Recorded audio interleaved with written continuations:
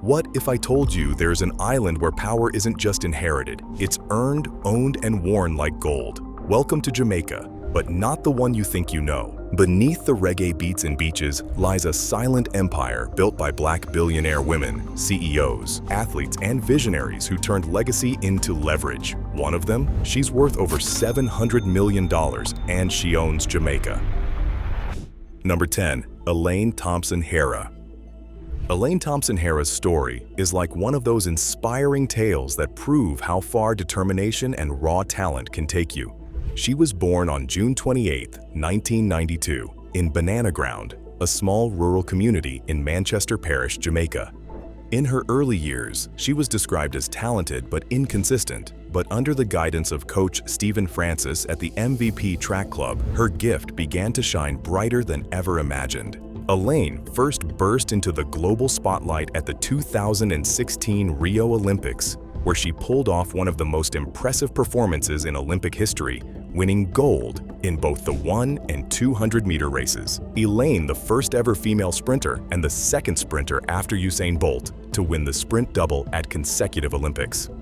Off the track, Elaine has started expanding her influence into business and personal branding. In 2022, she signed a major deal with Puma after leaving her long-term association with Nike. Additionally, in 2024, she became a brand ambassador for the luxury fashion brand, Christian Dior, becoming one of the 15 Caribbean women to have bagged such a deal. She has also partnered with other brands such as Flow Jamaica and Nissan, showing that she's as strategic in business as she is on the track. She got married to former sprinter Darren Hara on Saturday, the 2nd of November, 2019 in Ocho Rios, Jamaica. As one of the richest Black women in Jamaica, Elaine's net worth is between $3 and $4 million. Elaine Thompson-Herah has proven that greatness doesn't always start in the spotlight. Sometimes it begins on a dusty school track with a dream. She is a motivational figure, encouraging young Jamaicans to dream big regardless of their background. Number 9. Lysandra Rickards. Lysandra Rickards is one of those quiet powerhouses who've helped shape Jamaica's modern business landscape.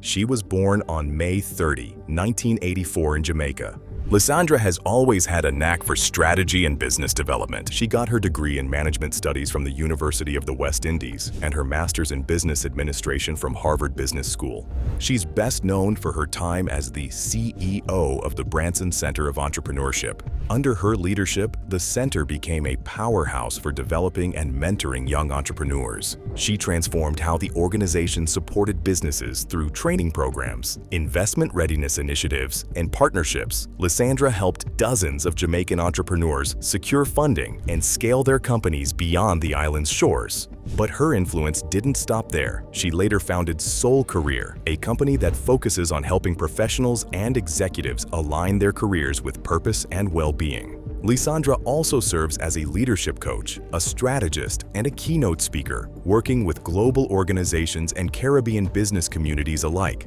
When it comes to her finances, Lysandra keeps things private. But based on her executive experience, consulting work, and business ventures, it's fair to say she's done very well for herself. Before we move on, I'd like to ask you a small favor. If you appreciate this content, please take a second to like this video and subscribe to the channel. Over 99% of you watch the videos without subscribing. It costs you nothing, but it makes a huge difference to us. Thank you so much. Now back to the video. Number 8. Sandra Marie Palmer. Sandra Marie Palmer is one of Jamaica's most respected voices in business leadership and human development, the kind of woman who believes that real national progress begins with empowering people. Her story isn't one of overnight success or flashy headlines. It's a story of dedication, purpose, and quiet influence. Sandra worked at the National Commercial Bank for 4 years until she resigned in 1990 to focus on her education. And after completing her first degree, she began working at the information technology firm WTGAPTEC. Over the years, Sandra has built a career centered on transforming how Jamaicans think about work, leadership, and potential. She is the CEO and senior partner at Above or Beyond, formerly the Job Bank.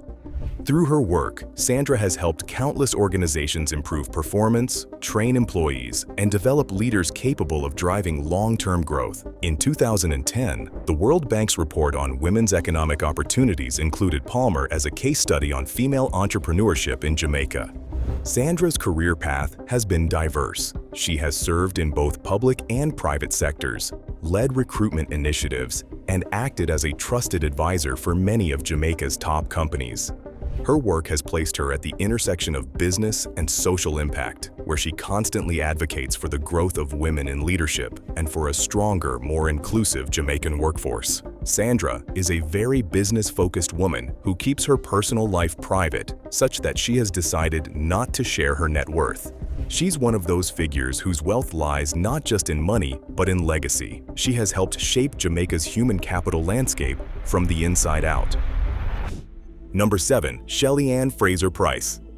Shelly-Ann Fraser-Pryce is more than just a sprinting legend. She's a symbol of resilience, motherhood, and Jamaican pride wrapped into one powerhouse athlete. Born on December 27, 1986 in the inner-city community of Waterhouse, Kingston, her journey to greatness started on the most humble of tracks. Raised by her single mother, Maxine Simpson, a street vendor, Shelly-Ann's early life was defined by grit and determination.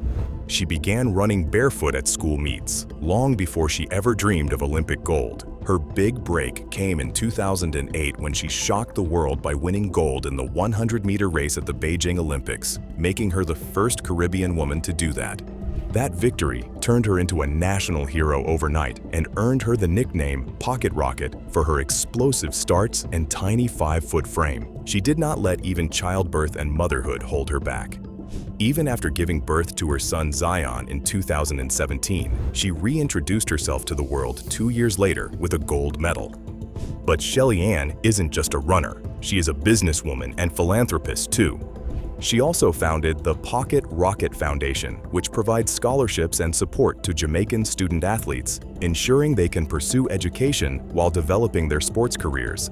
Shelly-Ann turned her personal style into an entrepreneurship opportunity in the form of her hair salon Chic Hair Ja in Kingston. When it comes to wealth, Shelly-Ann's success has paid off handsomely. As of recent, her estimated net worth is $4 million. From barefoot sprints in Waterhouse to global stages draped in gold, Shelly-Ann Fraser-Pryce's story is that of hard work, purpose, and perseverance. Number 6. Merlene Ottey. Merlene Ottey's name is etched deep in the history of athletics, not just as a Jamaican icon, but as one of the most enduring and decorated sprinters the world has ever seen. She was born on May 10, 1960 in Cold Spring, Hanover, Jamaica. Merlene's international journey as an athlete took off in the late 1970s. By the time she competed in the 1980 Moscow Olympics, she had already become a symbol of Jamaican promise on the world stage. Merlene was formerly married to the American high jumper and 400-meter hurdler Nathaniel Page and was known as Merlene Ottey Page during the mid-1980s. Throughout her career till date, Merlene has amassed an astonishing 9 Olympic medals and 14 World Championship medals. Known for her elegance, composure, and fierce competitiveness, she earned the nickname Queen of the Track. Outside the track, Merlene Ottey has lived a quieter life, focusing on mentoring and supporting younger athletes. While she's kept her personal affairs mostly private, she has worked with several athletic organizations and continues to be a respected voice in international sports circles. In the spirit of keeping her life private, she has also kept her earnings private. But perhaps her greatest wealth is her legacy. Merlene Ottey broke barriers for Jamaican women in athletics long before other sprinting legends arrived. She proved that success isn't always about the number of gold medals sometimes. It's about showing up year after year, defying time, and running with grace long after the world thinks you should have stopped. Merlene didn't just run races, she ran an era. Number 5. Anne Marie Campbell. Anne Marie Campbell's story is the kind of real-life success that feels straight out of a movie. a Jamaican woman who started at the very bottom and climbed her way to the top of one of America's biggest corporations. Born in Kingston, Jamaica in 1965, Anne Marie grew up in a close-knit family that valued hard work, discipline, and education. Her early years in Jamaica shaped her strong sense of resilience. She moved to Miami, in the United States, with her mother and brothers after high school. In 1985, while in college, Anne Marie took a part-time job as a cashier at the Home Depot. What began as a way to earn extra money quickly became the start of a legendary corporate journey. She rose through the ranks from cashier to store manager to district manager and eventually to the executive suite. Today, Anne Marie Campbell serves as the Executive Vice President of U.S. stores at the Home Depot, overseeing more than 2,200 stores and over 400,000 employees across the country. She has also dedicated herself to mentoring young professionals and women of color in business. She's on several boards, including Barnes & Noble, and she frequently speaks about diversity, leadership, and breaking barriers in corporate spaces. In 1988, she married Christopher Campbell, a chef who is originally from Oricabessa, St. Mary. They have 2 sons together. Despite her success, she remains grounded and deeply proud of her Jamaican roots, often crediting her upbringing for her discipline and humility. Financially, Anne Marie's achievements have translated into substantial wealth. Her net worth is estimated at around $20 million US. Anne Marie Campbell went from a cashier to the executive vice president. She is proof that hard work, determination, and diligence pays off. Number 4. Emma Grady. Emma Grade was born in East London, September 23, 1982, to a Jamaican and Trinidadian mother and a British father. Emma grew up in a working-class household where ambition was encouraged, but success was never handed out easily. From a young age, she was fascinated by fashion, not just the glamour of it, but the business behind it. After studying business at the London College of Fashion, Emma entered the fashion world through marketing and production. In 2008, Emma co-founded and was the CEO of independent talent brand, ITB, Worldwide, a talent and influencer marketing agency that connected fashion brands with celebrities. Her creative instincts and business savvy quickly set her apart, and it wasn't long before she started forming powerful partnerships that would change her career and the fashion industry itself. Although she learned that she was dyslexic in her mid-20s, she embraced her neurodiversity and attributed her creativity to her divergent mind. Emma is best known as the co-founder and CEO of Good American, a size-inclusive denim and fashion brand she launched with Khloe Kardashian in 2016. The brand made history by earning $1 million in sales on its first day, proving that inclusivity isn't just good ethics, it's good business. But Emma didn't stop there. She went on to co-found Skims, the billion-dollar shapewear empire, alongside Kim Kardashian and Jens Gred, her husband. These ventures solidified her place as one of the most successful women entrepreneurs in the modern fashion world. Beyond the world business and fashion, Emma is deeply passionate about representation and equity. She serves as chairwoman of the 15% Pledge, a nonprofit organization pushing major retailers to dedicate 15% of their shelf space to Black-owned businesses. Financially, Emma Gred has built an empire. With an estimated net worth of about $320 million, she is one of the wealthiest self-made Black women in the world.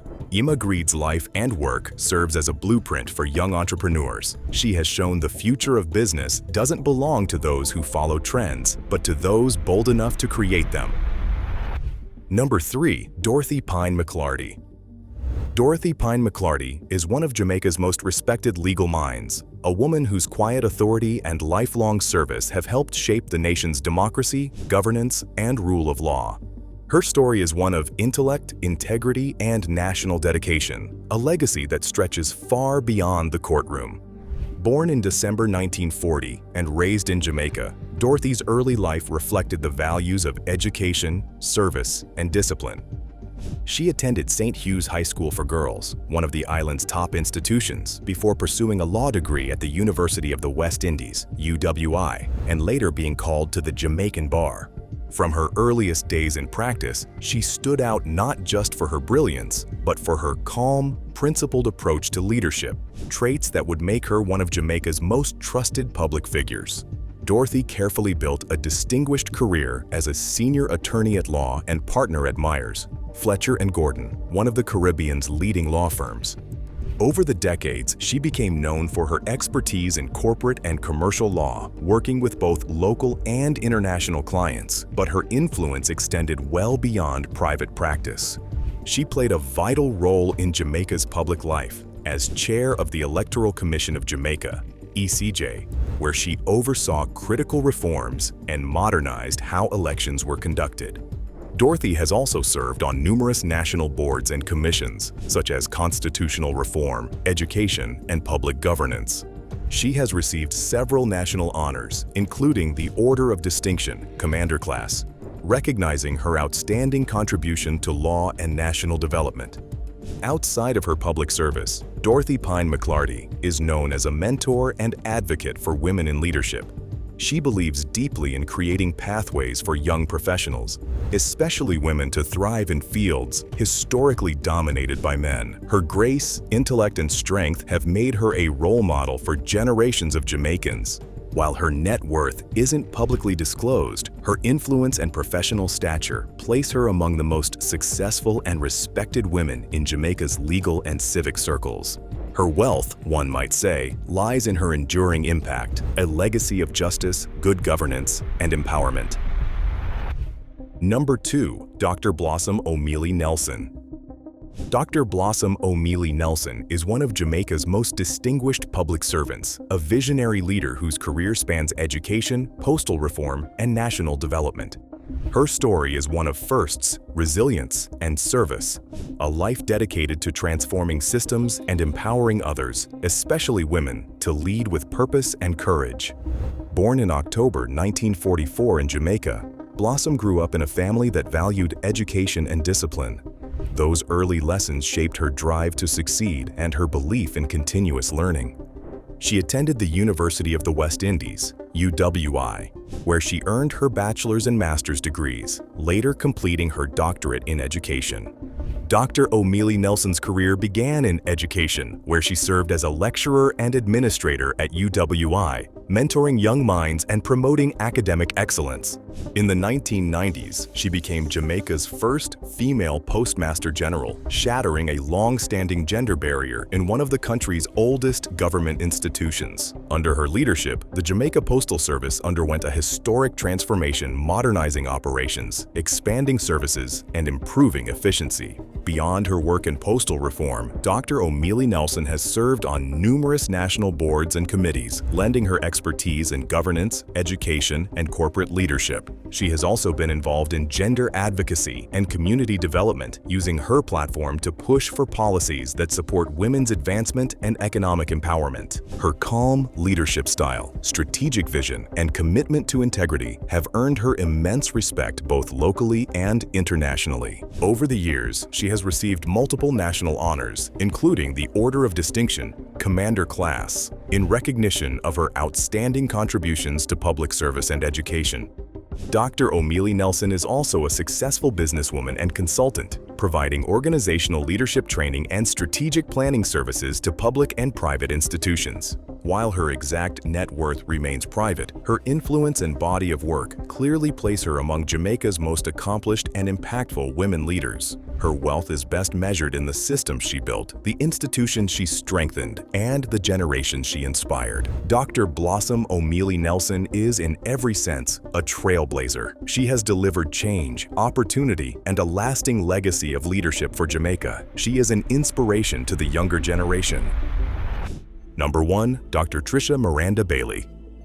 Dr. Trisha Bailey's journey is one of those remarkable stories that sound almost too incredible to be true. She was born in the St. Elizabeth Parish, Jamaica, in 1990. Trisha grew up surrounded by the island's warmth and energy before moving to the United States as a teenager in search of better opportunities. Her early years were far from easy. She faced poverty, cultural adjustment, and even moments of homelessness. But her spirit remained unbreakable. Trisha attended the University of Connecticut, where she studied human development and family studies and ran track for the university's team. Her athletic background helped shape her discipline and competitive mindset, two traits that would define her career later on. After college, she worked her way through the healthcare industry, starting small but always thinking big. What began as a single staffing business eventually grew into Bailey's Medical Equipment and Supplies, a healthcare empire providing medical equipment and home healthcare solutions across multiple states. Through relentless hard work and smart reinvestment, Dr. Bailey built an extensive business portfolio that now includes healthcare companies, real estate holdings, sports ventures, and philanthropy foundations. Her companies employ thousands of people, and her business ethic has made her a respected figure, not just in healthcare, but in the broader entrepreneurial world.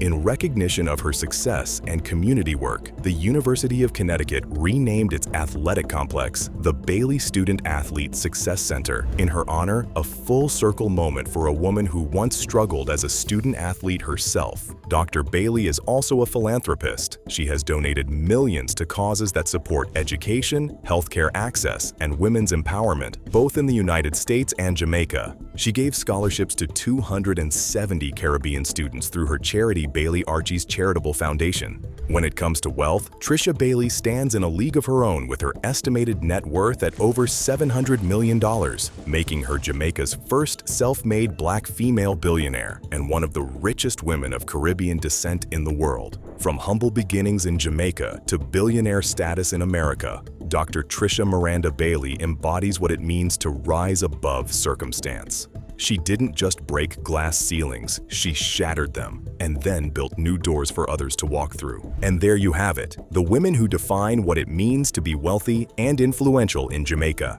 I hope you enjoyed yourself as much as I did. So drop your thoughts in the comments, hit that like button if you enjoyed this video, and don't forget to subscribe so you don't miss more stories about the Black community. Bye. See you in our next video.